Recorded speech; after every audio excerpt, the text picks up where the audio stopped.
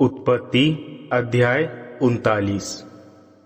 अपने पुत्रों के संबंध में इज़राइल की भविष्यवाणी। तब याकूब ने अपने बेटों को बुलाकर उनसे कहा, तुम सब एक साथ आओ ताकि तुम्हें बता सकूं कि तुम्हारे साथ अब क्या क्या होगा। याकूब के पुत्रों, सुनो तथा अपने पिता इज़राइल की बातों पर ध्यान दो। रियूबेन, तुम तो मेरे बड़े बेटे, मेरे बल एवं मेरे पौरोष का फल हो। प्रतिष्ठा और शक्ति का उत्तम भाग तुम ही हो, जो अशांत पानी के समान उग्र है, इसलिए तुम महान ना बनोगे, क्योंकि तुमने अपने पिता के बिछोने को अशुद्ध किया। शिमोन तथा लेवी भाई भाई हैं, उनकी तलवारें हिंसा का साधन है। ऐसा कभी ना हो कि मुझे उनकी सभा में जाना पड़े, मैं उनकी सभाओं में ना जुड़ूं, क्योंकि गुस्से में उन्होंने मनुष्यों को मार डाला तथा सनक में उन्होंने बैलों की नसें काट दी। शापित है उनका क्रोध जो भीषण है, और उनका ऐसा गुस्सा जो निर्दयी और क्रूर है। मैं उन्हें याकूब में बांट दूंगा और उन्हें इज़राइल में तितर बितर कर दूंगा।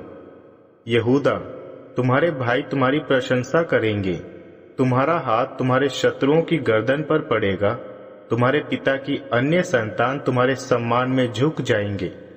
यहूदा तो जवान सिंह के समान है।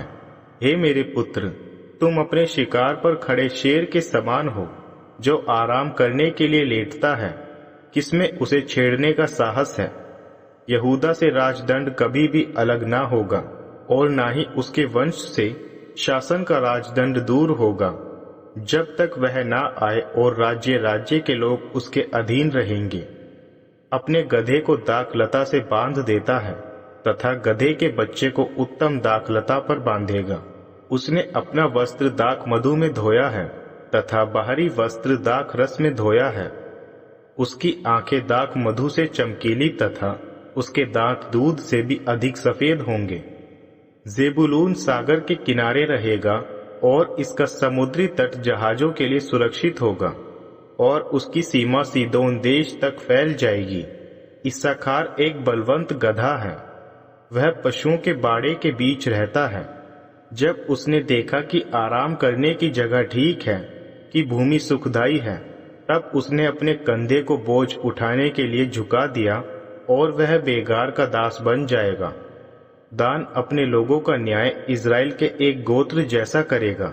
दान मार्ग का एक सांप होगा, पथ पर एक सर्प, वह घोड़े की एड़ी को डसता है और सवार अचानक गिर जाता है।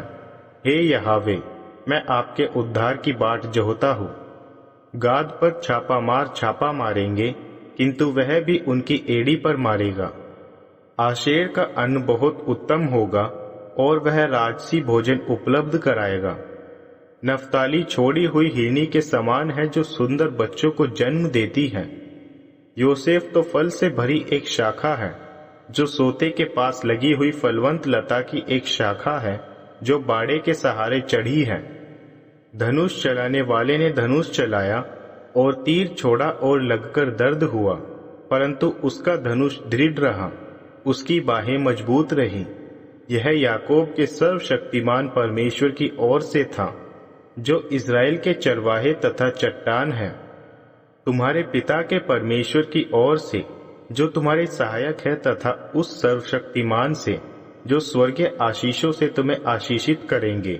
वे आशीषें जो नीचे गहराइयों से आती है, स्तनों तथा गर्भ की आशीषें देगा।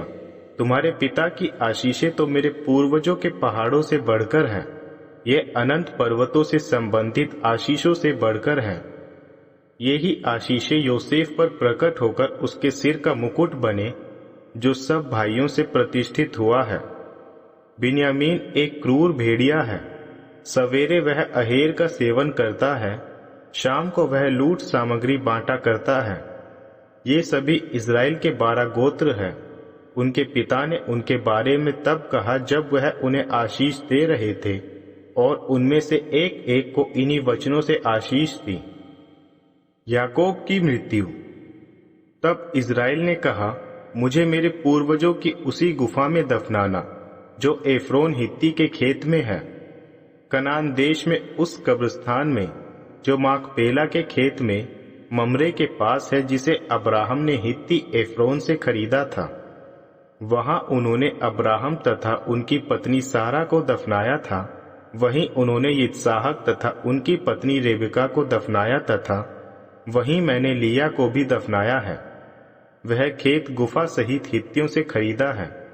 जब याकूब अपने पुत्रों को ये आदेश दे चुके, तब उन्होंने अपने पैर अपने बिछोने पर कर लिए तथा आखिरी सांस ली। वे अपने पूर्वजों से जा मिले।